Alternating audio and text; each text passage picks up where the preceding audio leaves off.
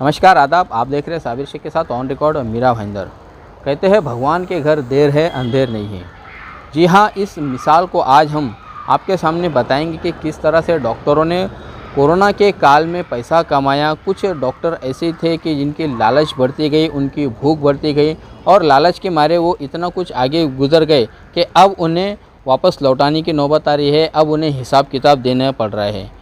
मामला है मीरा रोड के रामदेव पार्क परिसर इस कोहर अस्पताल का, जहां पर कुल 9 लोगों के खिलाफ में मीरा रोड पुलिस थाने में मामला दर्ज हुआ है, जिसकी जांच थाने ग्रामीण का ईओडब्ल्यू डिपार्टमेंट कर रहा है। और उस जांच के दौरान सभी जो 9 आरोपी हैं, उनमें प्रमुख रूप से जो 9वें जो आरोपी है वो है मीरा रोड के फैमिली केयर अस्पताल के डायरेक्टर भवानी। जी हाँ, सही सुना आपने कि डॉक्टर भवानी, जो अपने आप को काफ़ी रसूखदार बताया करते थे, मंत्री संतरी से लेकर स्थानीय नेताओं में उनकी अच्छी पैठ थी, अच्छी पकड़ थी, आज वो बेल लेने के लिए दर दर भटकते हुए दिखाई दे रहे हैं। सूत्रों से तो ये पता चला है कि डॉक्टर भवानी की बेल भी अब रिजेक्ट हो चुकी है हाई कोर्ट में। मामला कुछ इस तरह है कि मीरा रोड के इसी कोहर अस्पताल को कोविड भी घोषित किया गया था। यहाँ पर जिन लोगों ने इस अस्पताल को चलाने के लिए लिया था, उनमें मैं उन लोगों के नाम आपको बताता चलूँ कि जिनमें आरोपी के तौर पर प्रदीप कोहार, आशा कोहार, रितेश कोहार, सत्यन चावला, माफ़ कीजिएगा सत्यन सावला, नवीन यादव, गीताराम, ज्ञानेंद्र त्रिपाठी, पवन कुमार चतुर्वेदी और आखिर में जो 9वें जो आरोपी है वो है डॉक्टर JB भवानी, जो फैमिली केयर अस्पताल के डायरेक्टर भी है। कुल मामला इस प्रकार का है कि इन 9 लोगों ने इस अस्पताल को जो कंप्लेनर है कश्मीरा अनिल कुमार गोस्वामी, उनसे चलाने के लिए लिया था। और जो शर्तें रखी गई थी अस्पताल को चलाने के लिए, उन शर्तों का उन्होंने उल्लंघन किया। यहाँ पर उन्होंने जबरन कब्ज़ा किया था। इस तरह के FIR के अंदर आरोप है। मैं आपको थोड़े में सुनाना चाहूँगा कि किस प्रकार के इन सभी 9 लोगों पर IPC के धाराओं के तहत मामला दर्ज हुआ है। इनका जो FIR है वो नंबर है 208/20 और जो धाराएं लगाई गई है वो 420, 406, 467, 471, 341, 448, 454, 457, 380, 120B, 427, 468 और 341, इस तरह के दर्जनों धाराओं के तहत इन 9 लोगों पर अपराध दर्ज हुआ है, जिसकी जांच EOW कर रहा है। और अब ये सभी आरोपी दर दर भटक रहे हैं बेल पाने के लिए।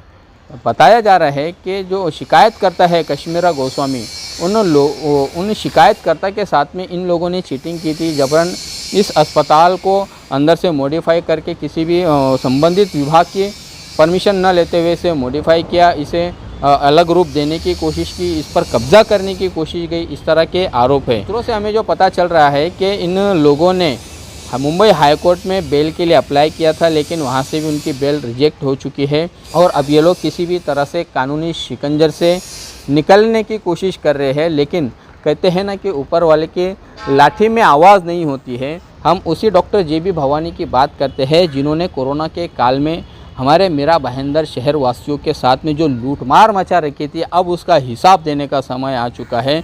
ये वही डॉक्टर भवानी हैं जो फैमिली केयर अस्पताल को चलाया करते थे। शायद अब वो उस अस्पताल में है या नहीं है पता नहीं है, उन्हें डायरेक्टर के पोस्ट पर रखा है या नहीं है, ये जांच का विषय हो सकता है। लेकिन कहते हैं कि जैसी करनी वैसी भरनी, जो कहावत है कि ऊपर वाला जब अपना हिसाब लेने के लिए आता है तो वो पूरे तरह से अपना हिसाब लेता है।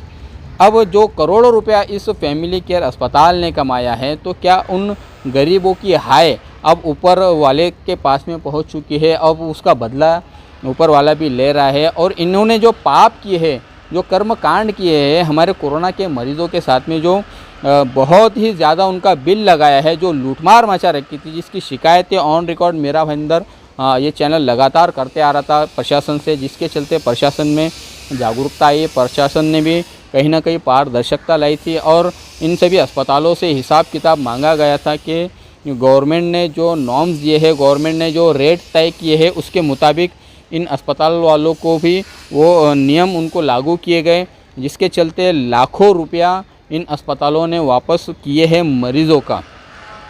आखिर में मैं इस बात को लेकर अपनी बात ख़त्म करना चाहूँगा कि जिस तरह से भवानी और उनके ये चंडाल चौकड़ी जो 9 लोग हैं जिन्होंने यहाँ पर हमारे मीरा भाईंदर शहर में जिस तरह से लूटमार मचा रखी थी कोरोना के नाम पर, उस लूटमार का बदला भी अब ऊपर वाला बराबर लेता हुआ दिखाई दे रहा है। ये क्या है पूरा मामला, किस प्रकार का ये एफआईआर हुआ है, इस बारे में हमने शिकायतकर्ता कश्मीरा गोस्वामी से जानने की कोशिश की, लेकिन वो व्यस्त होने के कारण हमें समय नहीं दे पाए। लेकिन अगली खबर में हम ज़रूर उनसे मुलाकात करके आप सभी दर्शकों तक का ये बात पहुंचाएंगे कि किस तरह का इस अस्पताल में गबन हुआ है, यहाँ के सारे जो डॉक्यूमेंट्स है या यहाँ के जो सारे कंप्यूटर या जो भी चीज़ें हैं वो सभी को यहाँ पर पुलिस ने जब्त किया है। आप देख सकते हैं मेरे पीछे कि अस्पताल बंद है और इस अस्पताल को जो चलाने वाले जो लोग थे, जो 9 लोग हैं, वो सभी 9 लोग आज दर दर भटक रहे हैं बेल पाने के लिए।